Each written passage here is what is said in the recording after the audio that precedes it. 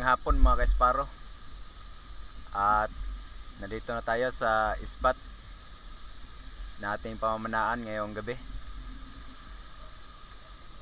Oras natin ngayon nasa mag-alas 6.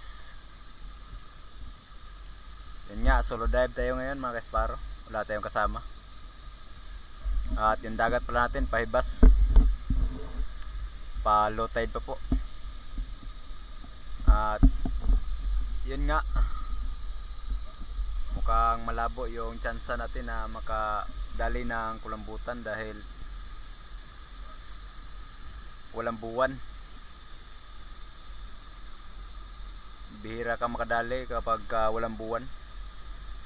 Mas maganda talaga pag may buwan.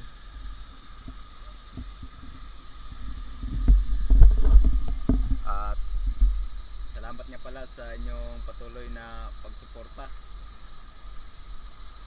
sa ating page at sa ating YouTube channel mga ka-Esparo. Sa mga gusto magpa-shoutout at mag-iwan lang po ng bakas sa ating comment section at nang may shoutout natin.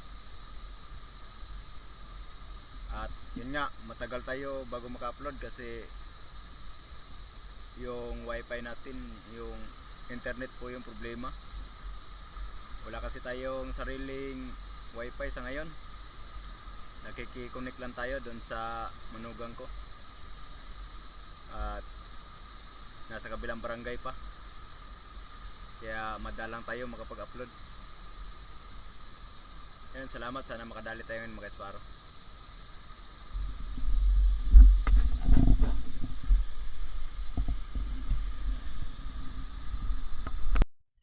Ayan, bago ang lahat, shoutout pala kay Jonathan Kapukaw. Yan po ay kapatid ko, mga boss. At shoutout din po kay Rinan Fishing Adventure.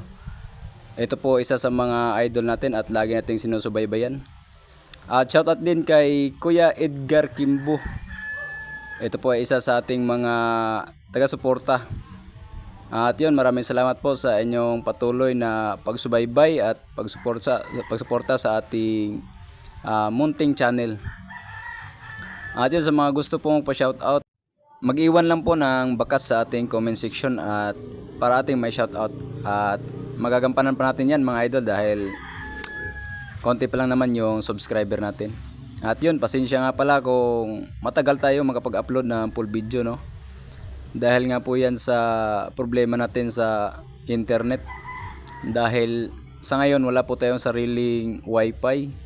At nag-connect lang tayo dito sa manugang ko mga idol. At yun, samahan nyo po ako sa panibago nating adventure ngayon. Sana ay meron namang biyaya na ilaan sa atin ang Panginoon. At makapang-ulam tayo at pambigas mga ka-Esparo.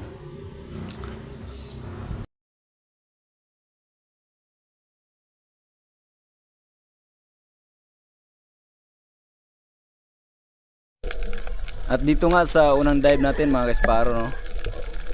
Eto, may biyaya kagad na nagpakita mga ka-Esparo. At napakaswerte natin mga ka-Esparo, no? Dahil kagaya ng mga nakaraan nating video, dalawa ulit ang unang nagpakita. Ayun, sakto mga ka-Esparo. At yun nga, hindi natin nagitog at napakadaming ata ang kanyang naibuga mga ka-Esparo. At yun, thank you Lord dahil maganda-gandang biyaya ang unang nagpakita. At yun, meron kaagad tayong 2 kilo mga ka-Esparo dahil ang size nito tingin ko talagang nasa mga tag-1 kilo.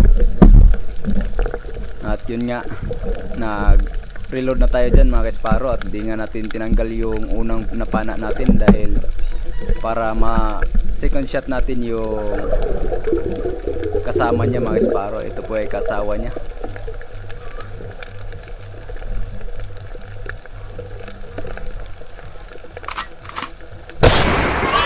Yun, sa pool mga ka-Esparo. Yun nga, dalawa na sila mga pinapana. At talagang hindi magiging malungkot yung isa dahil silang dalawa yung magkasama bukas sa timbangan mga ka-Esparo. Yan, thank you Lord. Sigurado na yung pambigas natin ito. At yun nga, sa mga kapwa ko mga kaespero, talagang tiyaga lang yung ating kailangan. Dahil ito po kasi klase ng aming hanap buhay mga kaesparo. Hindi po madali dahil nilulusong po namin ang malamig na dagat.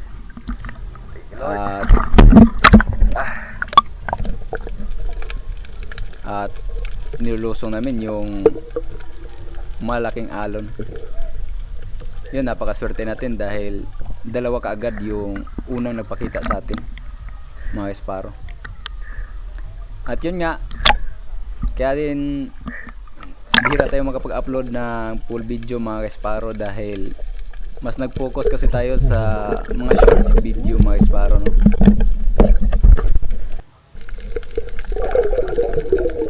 At dito naman sa next dive natin mga kaesparo, ito maganda rin yung pangalawang nagpakita mga kaesparo, katakot yun sa pool, kakatamba ka. Good size na to mga kaesparo, no? At yung mga nakaraan natin nakuhang ganito, talagang sinabawan natin yun dahil napakasarap pong humigop ng sabaw pagka yung galing kang namana, dahil nga ay napakalamig ng dagat. Yung ganitong kuha namin hindi namin binibenta, pinapang ulam na namin. At dito naman sa sunod na ride, maganda ulit yung nagpakita. Ito isda pa rin. At itong isdang ito na video natin, napakasarap din po ng sabaw nito. Kaya lang nadaplisan lang ng tama mga kaesparo. At yun nga, nakawala. At nagmamadali tayong monsters at makapag-reload para ma-second shot natin mga kaesparo. At buti na lang hindi talaga siya lumayo. Yun, sa pool. Kaya lang hindi ko alam kung ano ang pangalan nito mga kaesparo, no? Sa mga nakakaalam dyan na i-comment sa comment section. At dito sa next dive, batog naman mga kaesparo. Kaya lang sa pool ang bato mga kaesparo, sayang. Dito naman sa sunod na dive natin mga kaesparo, no? Ito maganda na yung nagkita. Talagang namumuti-puti yung cuttlefish, ayun, no? Ito yung pangatlo nating makukuha na cuttlefish o kulambutan sa gabing ito mga kaesparo. Ayan, hindi ko nga pinanayan kaagad mga kaesparo, no? Dahil tinignan ko pa yung paligid dahil baka naman kasi may kasawa din to at kasama.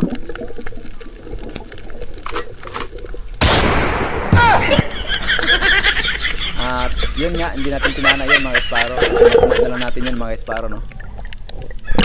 Dahil yung ganitong klaseng kulambutan ay maamo po yung ganitong klase ng cuttlefish.